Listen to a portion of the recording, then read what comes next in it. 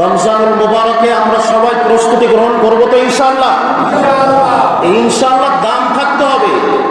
এক লোক গেছে গরু কেনার জন্য, গরু গাই আনতে যাবে। কি কিনবে? গরু কিনবে, গাই গরু।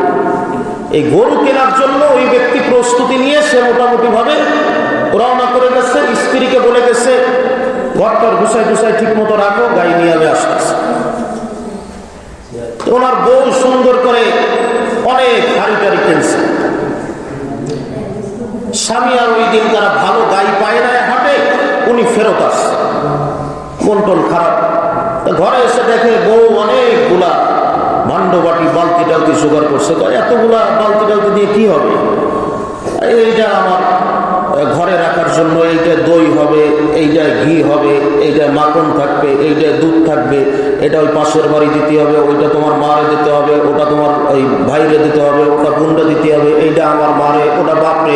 সব হিসাব টিসাব করে দেখছে একটা বালতি বেশি হয়ে গেছে। ওই বালতি দিয়ে কি হবে? লাস্টে ওই বউ অতিরিক্ত কিনে ফেলাইছে। উনি না পারিয়া উনি বলতেছে ওই একটা বালতি দিয়ে কি হবে, ওই একটা বালতি আমার বোনের বাড়ি পাঠাই দেবে। স্বামী স্ত্রী এবার দ্বন্দ্ব শুরু হয়ে গেছে। গরু গাই আমার, দুধ ধোয়াবো আমি, আর ওটা তোর বোনের বাড়ি দিবি কোন কারণে? এমন পিটান শুরু করছে বউরে। পিটান পিটান দেখা পাশের বাগানে এক ব্যক্তি কাজ করতেছে। উনি ওই কাজটা থুইয়া উনি এসে বলতেছে যে তুই যখন বউরে পিটাইতে পারলি, গরু এখনো আনতে পারিস নাই, তো তুই গরু কিনলে তো আমার বাগানে আমার খ্যাপ নষ্ট করবে তোর গরু। উনি আবার উল্টো পিটান ওই ব্যাটারে শুরু করছে। উনি বউরে পিটাইছে আর উনি এসে ওই ব্যাটারে পিটাইছে। দুইজনের একজনও এখন পর্যন্ত গরু দেখেও নাই, আনেও নাই। যাক, মাইটার খাইয়ে স্বামী স্ত্রী এবার রাত্রে চিন্তা ভাবনা করছে, দুইজনই পিটান পুটান যখন খাইছে একটু সুস্থ হয়ে গাই একটা কেনা লাগবে। সুস্থ হওয়ার পরে গাই আনার জন্য যাচ্ছে, টাকা পয়সা নিয়ে আবার বের হয়েছে। বের হওয়ার সময় বউ বলতেছে ওই যে আপনাদের এই কথার জন্য বলতেছি যে ইনশাল্লাহ তো আমরা সব কিছুতে বলি 12:30টার আগে মসজিদে এসে হাজির হবো, আগে ভাগে আসবানি, কোনো সমস্যা নাই ইনশাল্লাহ বলে একেবারে হাত উঁচু করে আল্লাহরে দেখাই দিই সবসময়। তো ওই লোক বলতেছে যে আমি গরু নিয়ে আসতেছি। তো গরু আনার জন্য উনি যখন রওনা হবে, তো ওনার বউ বলতেছে যে তুমি গরু নিয়ে আসবা ইনশাআল্লাহ, একটু বলো আল্লাহর রহমত থাকতে হয়, এটা না থাকলে আনা যায় না। ওরে বলো টাকা আমার, কষ্ট করবো আমি, ইনশাআল্লাহ বলতেছে কিসের জন্য? নাউজুবিল্লাহ করবেন না? বলতেছে টাকা পয়সা চুরি হয়ে যাওয়ার ভয় আছে, অনেক ধরনের সমস্যা থাকতে পারে।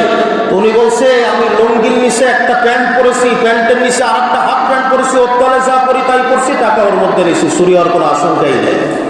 এবার হাটে গেছে। হাটে যাওয়ার পরে উনি ওই সময় যে ওই টাকা পয়সা নিয়ে তো গেছে, চোর তো পিছনে থাকে সব সময়, ও পকেট টকেট মোটামুটি ওকে সার্চ করা হয়ে গেছে যে এই জায়গায় টাকা পয়সা নাই।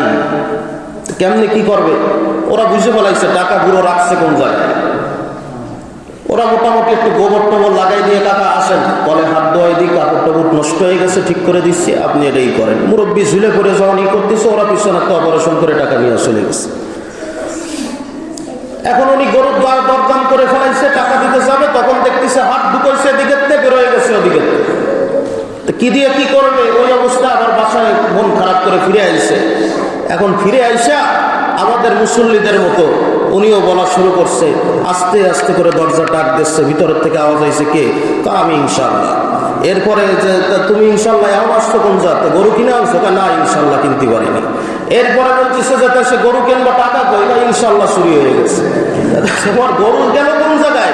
ইনশাল্লাহ ভবিষ্যতে কেনা যাবে। এখন ওনার প্রত্যেকটা কথাবার্তায় উনি ইনশাল্লাহ ছাড়া কথা বলতেছে, প্রত্যেকটা কথায় উনি এখন ইনশাল্লাহ বলে। ইনশাল্লাহ কোন সময়? যখন পিঠ থেকে যায় তখন ইনশাল্লাহ বলবেন, না তার আগে বলবেন? ইনশাল্লাহ বললে বরকত বাড়ায় দেবেন কে?